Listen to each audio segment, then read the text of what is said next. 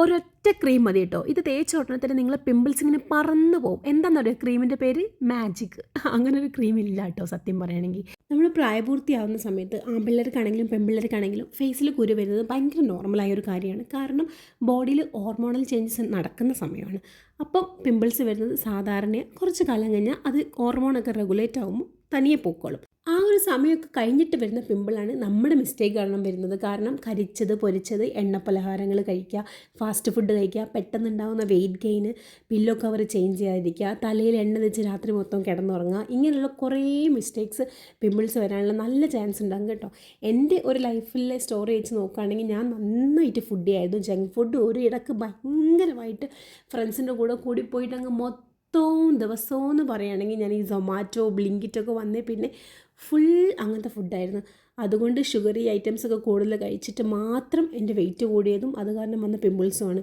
പിമ്പിൾസിനെ പിന്നെ നമുക്ക് സഹിക്കാം, പക്ഷെ അത് ഉണ്ടാക്കി പോകുന്ന സ്കാർ ഉണ്ടല്ലോ എൻ്റെ പൊന്നോ, അത് പോകാനുണ്ടല്ലോ. നിങ്ങൾ കിടന്ന് പണിപ്പെട്ടാലും പോകത്തില്ല. പിന്നെ നന്നായിട്ട് അതുപോലെ നിങ്ങൾ മനസ്സറിഞ്ഞ് സ്കിന്നെ കെയർ ചെയ്യുകയാണെങ്കിൽ 1-2 മാസം കൊണ്ട് നമുക്ക് ക്യൂർ ചെയ്തെടുക്കാം. കൂടെ ഈ ഞാൻ പറഞ്ഞ ബാഡ് കാര്യങ്ങളൊക്കെ ഒഴിവാക്കുക. എണ്ണ പലഹാരങ്ങൾ, സ്വീറ്റ്, ഫാസ്റ്റ് ഫുഡ് എല്ലാം ഒഴിവാക്കുക. അങ്ങനെ കുറച്ച് കാര്യങ്ങളൊക്കെ ശ്രദ്ധിക്കാം.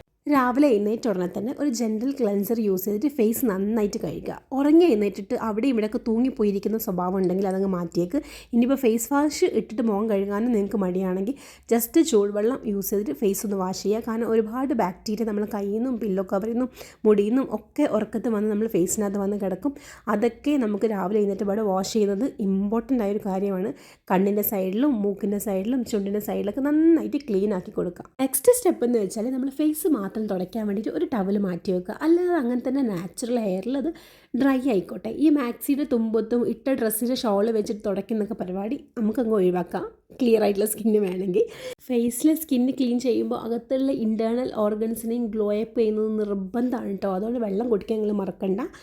നല്ല ബോട്ടിലിൽ വെള്ളം നിറച്ചിട്ട് അടുത്തൊക്കെ അങ്ങ് വെച്ചോ. ബെഡിൻ്റെ സൈഡിലോ റൂമിലൊക്കെ കാണുമ്പോഴെങ്കിലും നമുക്ക് ഓർമ്മ വരും കുടിക്കാനായിട്ട്. ഇനി നമുക്ക് സിറം അപ്ലൈ ചെയ്യാം. മിനിമലിസ്റ്റിൻ്റെ 5% നിയാസിനാമൈഡ് സിറമാണ് ഇത്. എനിക്ക് അങ്ങോട്ട് ഇഷ്ടപ്പെട്ടില്ല, കാരണം ഫസ്റ്റ് ബോട്ടിലാണിത്. ഇതിൻ്റെ മുന്നേ ഞാൻ യൂസ് ചെയ്തത് ഡെർമാക്കോയുടെ നിയാസിനാമൈഡാണ്. എനിക്കതങ്ങ് പിടിച്ച സ്ഥിരമായിരുന്നു കേട്ടോ. എന്തിനാണെന്നറിയത്തില്ല ഞാൻ സൂക്കേട് കയറിയിട്ട് ഇതങ്ങ് മാറ്റിയത്. പക്ഷേ കുഴപ്പമില്ല, എന്നാലും എനിക്ക് വലിയ ബെനിഫിറ്റ് ദോഷമൊന്നും ഉണ്ടാക്കിയില്ല. പക്ഷേ എനിക്ക് അത് മതി. ഇത് കഴിഞ്ഞിട്ട് വേണം എനിക്കത് തന്നെ മേടിക്കാൻ. ഇനി നമുക്ക് മോയ്സ്ചറൈസർ അപ്ലൈ ചെയ്യാം. ഡോട്ട് ആൻഡ് കീയുടെ വിറ്റമിൻ C+E ഉള്ളൊരു മോയ്സ്ചറൈസറാണ് കേട്ടോ. ഇത് ഞാൻ അൺഫോർച്ചുനേറ്റ്ലി പർച്ചേസ് ചെയ്തതാണ്.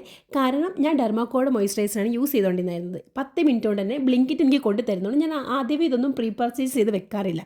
പെട്ടെന്ന് നോക്കിയപ്പോൾ അത് അവൈലബിൾ ആയിട്ടില്ല. അങ്ങനെ ഇത് കണ്ടപ്പോൾ ഞാൻ ഓർത്തുന്ന പിന്നെ ഇത് യൂസ് ചെയ്ത് നോക്കാമെന്ന്. അങ്ങനെ എനിക്ക് ഇഷ്ടപ്പെട്ടാണ്ടോ. ഭയങ്കരമായിട്ട് സ്കിന്ന് ബ്രൈറ്റനിങ് ചെയ്യുന്ന പോലെ തോന്നി. പിന്നെ വിറ്റമിൻ C ഒക്കെ ഉള്ളതുകൊണ്ട് തന്നെ ഭയങ്കര നല്ല സ്മെല്ലും എല്ലാം കൊണ്ട് എനിക്ക് ഇത് ഒത്തിരി ഇഷ്ടപ്പെട്ടു. അങ്ങനെ ഇത് 2ാമത്തെ ബോട്ടിലാണ് കേട്ടോ. ഇനി നമുക്കൊരു ലിപ് ബാമും കൂടി അപ്ലൈ ചെയ്താൽ നമ്മുടെ ഇന്നത്തെ പ്രകടനം തീർന്ന്. നിങ്ങൾ ഇത്രയൊന്നും ചെയ്യാൻ പറ്റിയില്ലെങ്കിൽ നിങ്ങൾ ഇതിൻ്റെ പകുതിയെങ്കിലും ചെയ്യാൻ വേണ്ടി നോക്കണം കേട്ടോ. കാരണം എല്ലാവർക്കും എക്സ്പെൻസീവായ എല്ലാം അഫോർഡ് ചെയ്യാൻ പറ്റിയെന്ന് വരില്ല, അറിയാം. എന്നാലും പറ്റുന്ന രീതിയിൽ കെയർ ചെയ്യാൻ വേണ്ടി നോക്കുക. കാരണം മുടി എന്നൊക്കെ പറയുന്നത് നമ്മൾ മെനക്കെട്ട് നോക്കിയാൽ എന്തായാലും റിസൾട്ട് കിട്ടും കേട്ടോ. അപ്പോൾ ചാനൽ ഇഷ്ടമാണ് ലൈക്ക് ചെയ്യുക, സബ്സ്ക്രൈബ് ചെയ്യുക. ബൈ.